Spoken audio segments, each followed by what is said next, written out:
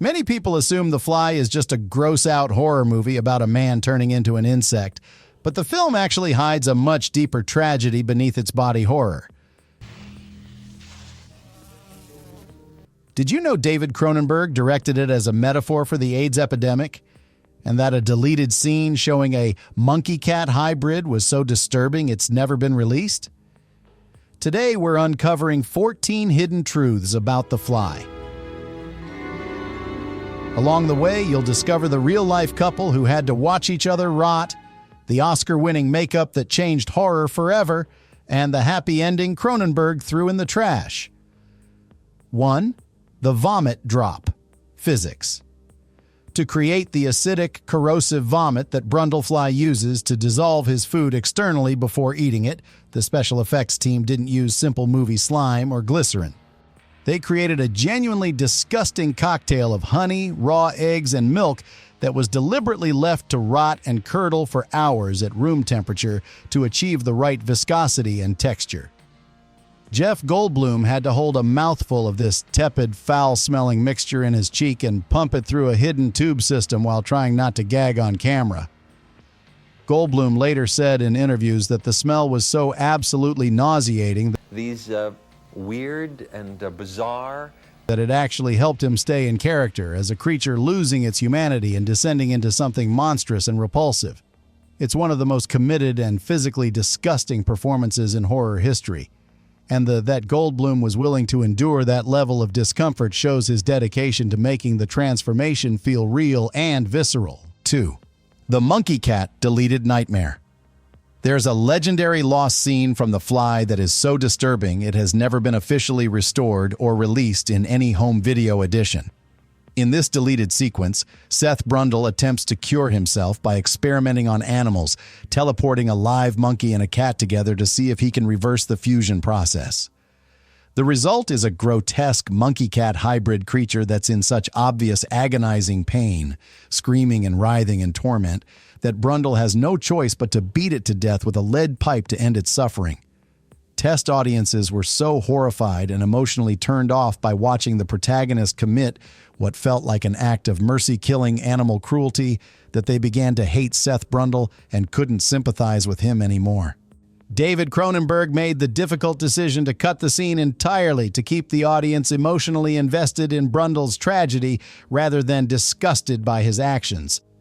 The footage allegedly still exists somewhere in a vault, but it's considered too disturbing to ever be shown publicly. 3. The AIDS metaphor. Secret. While mainstream audiences saw The Fly as a science fiction horror movie about a man transforming into an insect, David Cronenberg was deliberately crafting something much more personal and political. A tragedy about terminal illness and the horror of watching your own body betray you.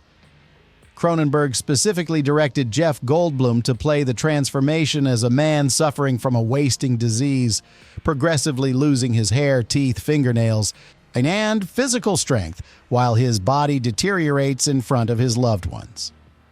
This was filmed at the height of the 1980s AIDS epidemic, when the disease was poorly understood, heavily stigmatized, and absolutely terrifying to the general public. Cronenberg's metaphor was incredibly controversial, and many critics recognized what he was doing.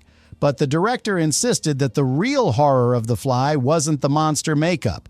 It was about the fragility of the human body and the devastating experience of losing control over your own physical form while the people who love you watch helplessly. 4. Jeff Goldblum's gym obsession. To make the early stages of Seth Brundle's transformation look like an enhancement rather than immediate decay, Jeff Goldblum went on a brutal bodybuilding regimen in the months before filming. He gained approximately 15 pounds of pure muscle through intense weightlifting and a high-protein diet, transforming his naturally lanky frame into something more physically imposing and powerful. Goldblum wanted audiences to see that immediately after the teleportation accident, Seth Brundle becomes the perfect version of a man, stronger, more confident, more sexually aggressive, making his eventual rotting decay and physical disintegration exponentially more painful and tragic to watch. The contrast between Goldblum's peak physical condition in the early scenes and his skeletal deteriorating appearance in the final act is what makes the transformation so emotionally devastating. We watch perfection decay into horror, and the journey is unbearable because we know what he used to be. 5. The baboon actor. The baboon used in the early teleportation experiment scene was an absolute diva and created genuine tension on set. During filming, the animal became intensely attached to and protective of Geena Davis, apparently deciding she was its friend or possibly its mate. Whenever Jeff Goldblum got physically close to Davis during rehearsals or takes, the baboon would growl, bare its teeth, and snap aggressively at him, genuinely trying to intimidate or attack Goldblum to keep him away from her. The visible tension and fear you see on screen between Brundle and the baboon during their scenes together is 100% real animal aggression, not acting. Goldblum was legitimately worried about being bitten by a dangerous wild animal, and that anxiety fed perfectly into his character's cautious approach to the teleportation technology. Animal handlers had to constantly intervene to prevent the baboon from attacking Goldblum, making those scenes far more dangerous than they appear. 6. The 5-stage rot. The makeup transformation was meticulously divided into 5 distinct evolutionary stages of Brundlefly, with each stage requiring progressively more elaborate prosthetics and mechanical components. Stage 5, the final monster form at the end of the film, was a massive practical suit that weighed nearly 50 pounds and required 6 separate puppeteers hiding beneath the floorboards, operating cables, and radio controls to make the creature move convincingly. Jeff Goldblum was essentially a prisoner inside a giant, claustrophobic, stinking rubber suit that restricted his movement and vision almost completely. He communicated with the crew and received direction via a small radio headset built directly into the animatronic head of the fly, and he had to act entirely through his body language and voice because his face was completely obscured. It was physically exhausting and psychologically isolating work that pushed Goldblum to the absolute limit of his endurance. 7. Geena Davis's real-life horror. Geena Davis and Jeff Goldblum were a real-life romantic couple during the filming of The Fly, having fallen in love during pre-production. Davis later admitted in interviews that watching the man she loved rot and decay in front of her for 12 hours a day across months of shooting was genuinely psychologically taxing and emotionally traumatic. The tears she sheds during the devastating final scene where she has to kill Brundlefly to end his suffering weren't just professional acting. Davis was reportedly emotionally exhausted and genuinely mourning the symbolic loss of her partner's recognizable face and humanity under layers of grotesque latex and prosthetics. The performance is so raw and devastating because Davis wasn't just acting grief. She was processing the real emotional experience of watching someone she loved disappear and become unrecognizable. It's one of the most authentic emotional performances in horror cinema because the pain was partially real. 8. The sliding wall secret. For the famous scene where Brundlefly demonstrates his new abilities by walking on walls and ceiling, the special effects crew built an elaborate rotating room set. The entire room was constructed as a giant cylindrical drum that could physically flip and rotate 360 degrees while the camera remained stationary in a fixed position. To create the illusion that Goldblum was defying gravity, the crew literally bolted his shoes to what appeared to be the ceiling, then rotated the entire room so that he was actually standing on what had become the floor, while the camera angle made it look like he was upside down. Goldblum had to act while all the blood was rushing to his head, and his inner ear was completely disoriented, genuinely risking stroke or serious injury for the sake of getting the perfect practical shot that would look convincing on camera. It's a level of physical commitment and risk-taking that modern filmmaking would never allow. 9. The maggot dream controversy. The nightmare dream sequence where Geena Davis's character imagines giving birth to a giant writhing maggot was almost cut from the film entirely. Studio executives thought it was gratuitous, gross-out horror that served no narrative purpose and would alienate mainstream audiences. David Cronenberg fought passionately for the scene, arguing it represented the ultimate fear of the unknown, the terror that Brundle's genetic contamination might have infected Veronica and that their potential child could be a monster. To make the giant maggot prop move convincingly, the effects team used an actual human performer sealed inside a giant translucent silicone sack who had to wiggle and writhe through real animal entrails and slime for hours. The performer was effectively suffocating inside the practical effect, and the scene had to be shot quickly before they passed out from lack of oxygen. It's one of the most viscerally disturbing images in 1980s horror cinema. 10. The Chris Wallace Oscar. The Fly's revolutionary makeup effects were so groundbreaking and technically impressive that the film won the Academy Award for Best Makeup, marking the first time a body horror movie was taken seriously by the Academy as legitimate artistic achievement rather than dismissed as exploitation trash. Lead makeup artist Chris Wallace later revealed in interviews that he based the insectoid fly components of Brundlefly on actual extreme close-up magnified photographs of real houseflies, studying their compound eyes, hair-like structures, and segmented bodies.